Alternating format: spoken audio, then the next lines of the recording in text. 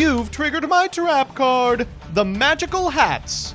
In this series, myself and 3 of the top Yu-Gi-Oh! Streamers will give their unfiltered, uncensored, and uninformed takes on some of Yu-Gi-Oh!'s most pressing issues. The catch?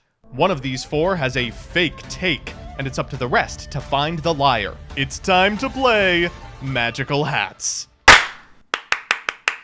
Welcome back to another episode of Magical Hats. We have Farfa. Go to Farfa right now. Look at Farfa. What is he doing? Not even paying attention. He's subway surfing out here. Andy, bro. All right, it's the boys back again. We're bringing back everyone's favorite series, and by that I mean Joshua Schmidt's favorite series. We're all going to be offering our great takes about. This is a really interesting topic today. Is the sideboard a good thing? How do we used to do this? Was it Kevin? Do you usually start? I think I usually start.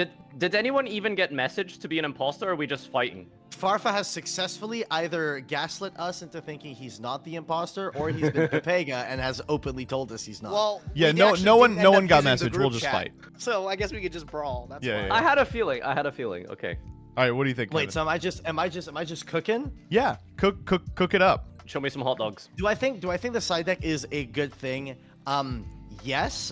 I think the only circumstance where a side deck I don't feel is super necessary is for something like locals. But if you're playing like a tournament with like 7+ rounds or whatever, like a regional and something like that, I feel like you absolutely need a side deck in order to play against some of these decks that just do some things that your deck isn't like naturally tailored to beat. And I think if you're going into one of those bigger tournaments, a sideboard is necessary. I think there are alternatives to the sideboard that could be cool, but I think overall it's a good mechanic to have in the game. Look at this ADHD Andy over here. Dear, what is this? You're forced to not touch your phone for 5 minutes, and you're like climbing on the chair like a kindergartner. Okay, let me go. Go. I'm gonna give a wild take here. Fuck it. No more side decking. I actually really like the idea that the game gets worse post sides because people side into like D barrier, anti spell, just insta blowouts. So I think it would be actually really funny if people just had to like draw the out. Just put Duster in your main deck. Fuck it, you know. God. Plus, like, I don't have the attention span for 3 games. Well, clearly, That's my take. even though side deck, you still have to play 3 games. What do you mean? Oh, well, were you thinking we're playing best of 1 all of a sudden, bro? I thought you guys wanted to play Paper Master Duel. Don't get me wrong, that sounds fun. that does. But I don't think that's what we're talking about, bro. You know what? Fuck it. It's more ink on the papers. Save the environment. We don't need to write side deck cards on our deck list. No, I don't have a good take anymore. Go ahead, Gage. Go ahead, Gage. Nice opinion, bro. Nice All right, opinion. I got myself organized, actually, and I even woke up late for this. So I got a little thing prepared. Okay. The side deck has become a competitive staple in an ideal best-of-3 scenario. It's been said that these 15 cards can decide entire matches. Like, the real game, people say, is in Game 2 and Game 3. I think Yu-Gi-Oh! In particular, it's a much welcomed aspect, because some decks will notoriously struggle with, like, one key mechanic of the game. But that shouldn't, like, completely cripple its overall performance. The best deck should be the one that can do everything. That's why you see decks like Tier and stuff that are capable of doing everything so great. But these juggernauts will still rely on the side deck to deal with like specific counter cards, which I think can only exist in a best-of-3 scenario because the frustrating cards are like D-Barrier and stuff like that. But imagine just dealing with that main deck all the time. Then you run into a format like Zodiac, which is miserable to play against when those cards get flipped. There's also like just a separate skill with creating 15 cards like and optimizing it towards a meta, like researching and like understanding the metagame should be something that's rewarding. And through deck building, like tech cards can really be birthed from just out of the minds of just some really great players. But this is only possible if like this best of 3 and this side deck exists because half of those cards become completely unplayable in a best of 1 scenario when you have no idea what you're up against.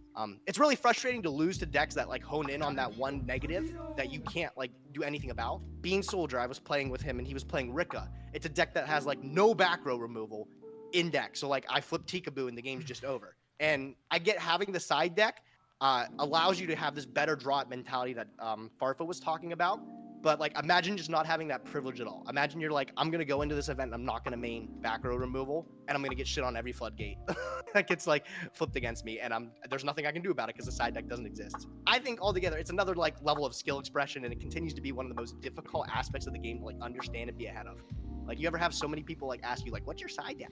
What's your side pattern?" It's like it's That's actually, illegal. Like, That's illegal. it's- That's illegal. You can't ask that. What are you What are you saying? talking about? What are you talking Like about? after. I for, mean, like, the after, deck like, I profiles mean, and in shit. general, like trying to get information. People are like, "Hey, like, what do you side, or how do you side?" And you've ever been like, Wait, and it's you ever just clarifying. hit them with the, "It depends on your local meta." But that's a dumb thing to say, right? Because it really depends on like the greater scope of the meta if you're attending a tournament. And I don't know if that's like the mindset that people have.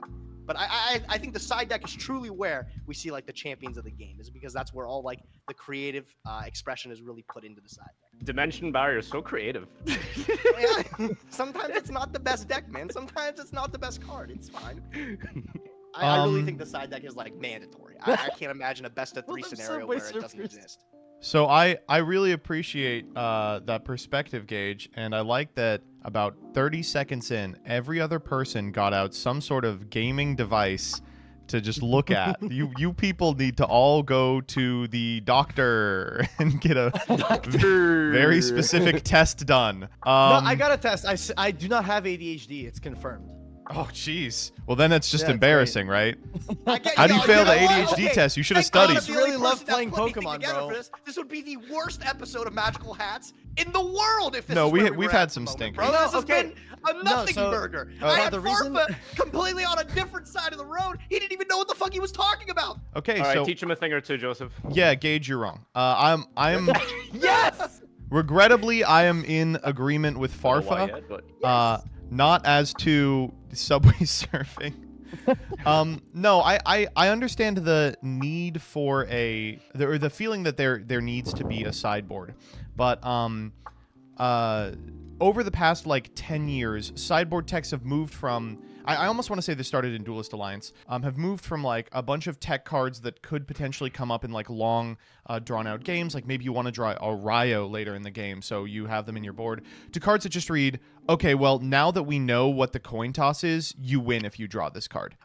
Things like Lightning Storm and Evenly Matched and Anti-Spell Fragrance and Dimensional Barrier and a Pointer, thankfully, they just banned. But it feels like frequently the side deck is just a holding facility for cards that, if we are sure how the die roll or the matchup has rolled out, these cards are just gonna win the game on the spot. Definitely, I understand that it feels like there is a struggle in terms of, oh, some decks can't deal with certain things. Rika lacks back row removal or whatever. I think the solution for that is, if you're playing best of one, then those decks are forced to play back row removal. I mean, Rika has a really explosive setup combo. What's to say that you can't like cut down on extenders for that combo and just play some back row removal? What's to say going first you can't integrate back row removal or back row negates into your end board? Maybe it forces players to become more creative and more diverse with what they are able to put into like a combo finisher. I think Farfa is playing Subway Surfers, and the best of one thing I would never want to play. I think that that's like super die roll dependent. But if you look at a game like, I think Pokemon does this, they'll play best of 3 without a sideboard. And in my opinion, that resolves a significant amount of the problems with like best of one just being super variance driven. So I think that what Gage said about like, oh, games 2 and 3 are where the real game of Yu-Gi-Oh is played. I've heard that, for the past 10 years. And, for most of my competitive career, I agreed with it. But recently, I've felt that game 1 is kind of an interesting back and forth. And then games 2 and 3 are reserved to, did you draw like very immediate win condition from the extra or the side deck, followed by, did you draw the out for that immediate win condition? And for some cards like Dimensional Barrier, there just isn't an out. And it's just like, oh, whoop, sorry. I mean, look at the most recent German championship. Like, congratulations, Eradicator came up. Like, that was cool, right? Good card. And that's the type of gameplay I want to avoid, and I think that that's resolved by actually getting rid of the side deck, as silly as it sounds. Wait, I'll get to give my real take here, okay? Oh You're my all God! Thank wrong. God, no Your way. real Let's take. go. Okay, here's the actual correct take, okay? I've been cooking and I've been slowly advancing and collecting. We a can Subway see Surfer. you on the screen. We know you've been cooking up a Subway Surfer score. I've been I managed to hit the bonus level where you fly into the cloud and get double points, and I've decided that the actual correct take, the crux of the argument that you have, Joseph, is that the problem with your issue with the side deck is the blowouts, and the issue with the other two is that you get to reduce the variance. And so you meet in the middle and you simply allow side decking as we do now currently, but we just need a major ban list that gets rid of these horrible toxic cards that auto win the game. And then Love that. everyone's happy. Here's another question. No, go I ahead, have. Gage. Go ahead, Gage. Okay, here's another question I have though. Is like, do you think Yu-Gi-Oh from the very start has been printing cards specifically with the idea of a side deck in mind? Like, can you imagine how many cards become unplayable in a best of one or an unside deckable scenario? If you have light imprisonings in your permanent deck list, like you are a serial killer. Oh, I think that's a net good though. play Like, light when have you imprisoning enjoyed a mirror light imprisoning game? No, I think specifically when I'm the not argument playing for Shadow light Mirror play- becomes useless. Oh no. No, the argument for light imprisoning and shadow imprisoning is specifically that you would have to main deck it because that's the meta that you're expecting. Like if the meta is predominantly or practically entirely light based, then you would play light imprisoning mirror in a deck that doesn't get hit by it, right? But the question I have for Joseph, so you don't like the idea of a side deck because you get to just side in these blowouts because you know if you're going first or second games 2 and 3. How would you feel if moving forward Yu-Gi-Oh announced like a rule change or something like that, you get to side but you have to die roll between each game? Would you feel fuck better? that. I would if that rule No, happened. I don't agree with it, but it feels like that's what Yeah. Joseph would like as an alternative to just canon side Master decking as a Duel. whole. If that rule happened, I would just kill myself. I would just There shoot you myself.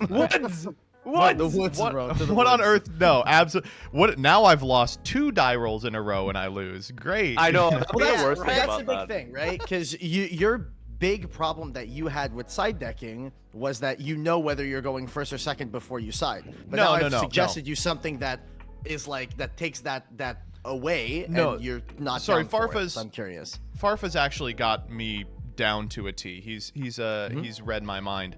The problem I have is that once you know if you're going first or second, Yu-Gi-Oh printed a bunch of cards that say if you're going first or second, you win the game on the spot. If you ban all those cards, I think side decking is really good. I don't know who's having a fake take. here. Gage is the imposter. I don't think anyone don't- has I them. don't- We know they don't have. I don't think anybody has the imposter. Good talk, honestly. I think this really... Sorry. I don't like Kevin. That is like the farthest thing I think from a decent idea is like you re-roll in between because like Joseph said, imagine you miss the first die roll and you go second, and then you miss the second die roll and you go second. Yeah, I And hate that too. I think completely there hate are that. cards that like there's no cards that like I think auto say win going second, but I think like going first has always been like, Reboot was way better, strictly better. And then Yeah, going first is really OP in Yu-Gi-Oh. Yeah. Always has been. And But they that's keep why printing they cards and printed making so going many first better. apps. It's great. This is why they printed so many absolutely beyond fucked cards. Because pull siding, if you Yeah, drop then they banned reboot, them. Red Yeah, Reboot is banned. Lightning Storm is semi-limited. It makes no fucking sense. But I think also we're at Yeah. a point where you might have to just like, if you literally want to remove those cards, like you have to ban them. Can you know how frustrating is that a card like Thrusts exists? Like with these type of Yeah, cards we're talking yeah, about now. yeah. Thrust like, is I feel worth like going I first, just if anything, can't no? imagine. Like how's Thrusts exist? Well, when we Isn't have these Thrust like is one worth of Okay, the- so- going first though, no? Actually, objectively, I think like the card is like all around like in a vacuum. Unbelievable. Thrust is crazy. One of the Thrust I is don't know. I think unbelievable card, yeah. Thrust is fine. I think ideally, in a world in which we don't have side decks, the role of cards that are good, like going second, but maybe you won the die roll or something, are these modular cards like Thrust and Talents and Forbidden Droplets that have like application going first, but are crazy good going second. Like, that's, I think, how you can account for the variance of the die roll, even in a format without sideboards. I'm gonna be honest. I cannot imagine Yu-Gi-Oh without a side deck. I just feel like if you cannot side deck in Yu-Gi-Oh, to me, like that's, I feel like tournaments would be a sack fest more than they are already. But Just in the I- sense that you'd have to like main deck all Get these the like wrong weird matchups and shits. stuff. And yeah, the moment you get a bad matchup, it's like, well, GG's. I do not have it. Well, Like that's metagaming, if you're playing though, a right? deck, That's already true. Yeah, I will say actually, More or though, less. one thing that you look back at this game maybe a decade ago, and I think this outlook would have been completely different. Like I think it's only as of like currently in the last like few years that we've Yeah. seen these cards that like trap trick into a pointer. Oh, okay, GG, or like into like dimensional barrier and stuff like that. Like I've been playing a lot of Edison recently, and there's like cards like Light Imprisoning. I got shit on by fairies, dude. The guy summoned Christie and I flipped Light Imprisoning. It didn't do anything. I got my Yeah. shit rocked still. So there's no cards in like Edison format side decks that auto win you any games. And the format's so diverse that you can't account for that. Yeah. I think the biggest a problem- side deck in those scenarios is fantastic. But we've hit a feel point, like- I think. Go ahead. I'm sorry. I'm rambling. I feel like this whole discussion and this whole topic kind of stems from like the real root of it, as the issue being that going second sucks. And to compensate that, you have to print absolutely busted cards. But when you do draw those cards, it's fucked. So it's like, really, I feel like the problem is with Yu-Gi-Oh! Is going second is really bad. How do you make Yu-Gi-Oh! Better for going second without having to sort of print all of these absolutely insane cards? I think Yu-Gi-Oh! Should become a 3-player game so that going second is better than going third, so then there's no more complaining. But then going third is so bad, dude, so we have to introduce the fourth duelist.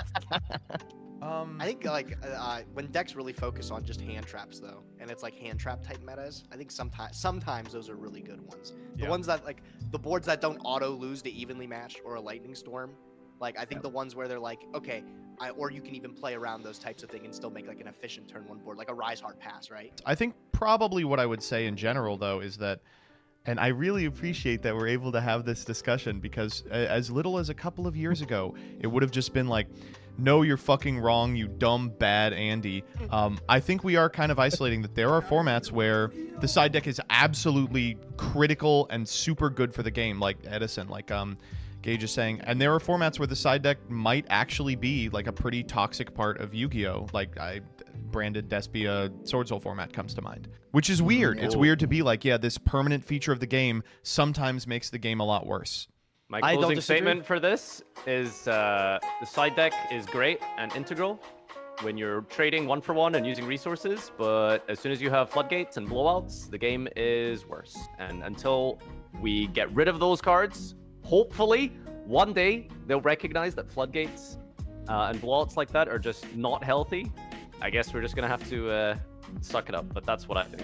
Yeah, I don't disagree. I think we're all kind of in agreement on this one. Despite the fact that some of us like side deck and some of us don't, I think we all came have to a that. nice little consensus, yeah. We all Did we all ever come to the like this consensus. series when we had an imposter, bro? I feel like we just Yeah, argued all the time. I think the better version of I feel this like series was just a doesn't good have the discussion. imposter, Like, I feel yeah. like We should make a podcast. Chat, if we get Joseph to 10,000 subs, we're making a podcast. Chat, if we get to 50 million subscribers, we're bringing back magical hats, but no Let's imposter. go. All right, bye-bye. Bye! Bye-bye. Yeah, sorry to keep you guys. Later. I was the imposter the whole time. He's just like, yeah, we had one. It was me.